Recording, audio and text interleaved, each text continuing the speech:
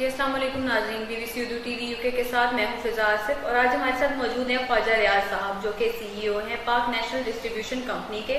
آئیں ان سے ملتے ہیں اور بات کرتے ہیں موجودہ وقت میں جو ٹیکسز ہیں، آپ کے خیال میں ملک کی معیشت کو اس سے کیا فائدہ پہنچے گا؟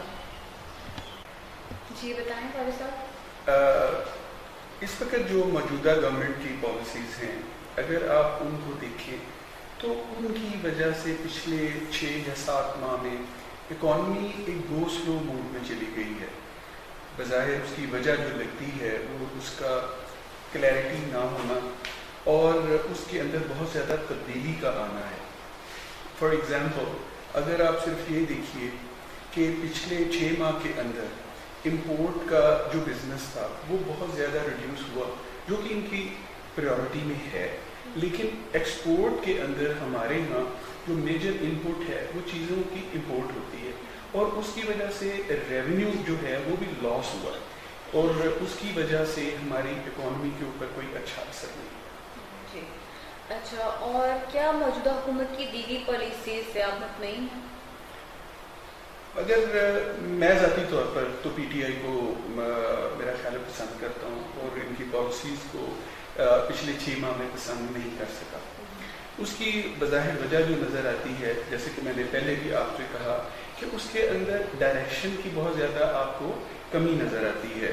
فار ایگزامپل، اگر آپ یہ دیکھیے کہ ڈسکاؤنٹ ریٹ کو اگر آپ ڈبل کر دیں گے، اگر آپ یوٹیلیٹیز کی کاسٹ کو اگر آپ ایب نارملی بڑھائیں گے، اس کے ساتھ آپ پیٹرول کی کاسٹ کو بھی ایب نارمل بڑھائیں گے، تو اس کی وجہ سے جو اکنامک ایکٹیویٹی ہے وہ بہت زیادہ سلو ہو گئی ہے، اور اکنامک ایکٹیویٹی کے سلو ہونے کی وجہ سے ریونیو کا بھی لاس ہو رہا ہے، جاب نئی کریٹ ہونے کی بجائے جاب لیس ہو رہی ہیں۔ تو میرے خیال میں اس چیز کے اوپر بہت زیادہ ضروری ہے کہ جو اسٹیک ہولڈرز ہیں ان کے ساتھ بیٹھا جائے اور ان کے ساتھ مل کر پالیسی بنائی جائے، جو کہ جس کے ساتھ ایک شارٹ ٹرم سولوشن بھی ہو لیکن ایک لانگ ٹرم ویژن بھی ہو اس کے اندر۔ جی، اور جو آج کل جو ہمارے سرمایہ کار ہیں وہ اپنا ملک چھوڑ کر دوسرے ممالک میں جا کر سرمایہ کاری کو کیوں زیادہ ترجیح دے رہے ہیں؟ دیکھیں، جب یہ گورنمنٹ آئی تو اس وقت مینلی جس چیز کے اوپر بہت زیادہ انحصار کیا گیا وہ یہ تھا کہ پی ٹی آئی چونکہ اوورسیز پاکستانیز میں بہت زیادہ پسند کی جاتی ہے، تو شاید اوورسیز انویسٹرز جو ہیں وہ پاکستان میں بہت زیادہ آئیں گے۔ ایک ایسٹیمیٹڈ تھا کہ $1 بلین کی انویسٹمنٹ ہوگی، لیکن ایسا نہیں ہوا۔ اس کی ایک بڑی سالڈ ریزن ہے۔ دیکھیں، کوئی بھی انویسٹر کسی بھی کنٹری کا ہو، 2 وجوہات بہت زیادہ ضروری ہوتی ہیں، چاہے وہ چھوٹا انویسٹر ہو چاہے ایک کوئی ملٹی نیشنل کمپنی ہو۔